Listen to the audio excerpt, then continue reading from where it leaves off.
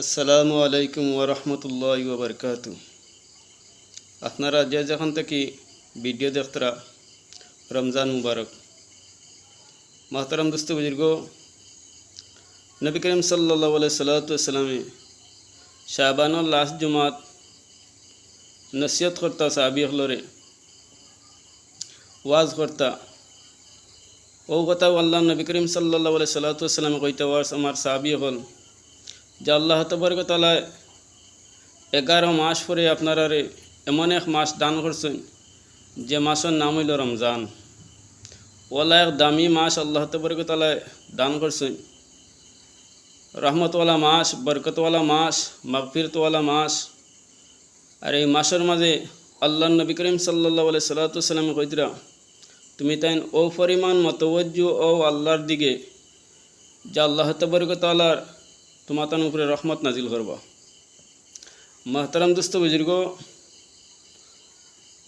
আল্লাহ নবী করিম সাল্লাল্লাহু আলাইহি সাল্লামে আরও কইছেন সাহাবী হলরে, ও আমার সাহাবী হল, তুমি তাই ওই রহমতওয়ালা মাস, বরকতওয়ালা মাস থাকিয়া তুমি তাই সব থেকে মহরুম হইও না।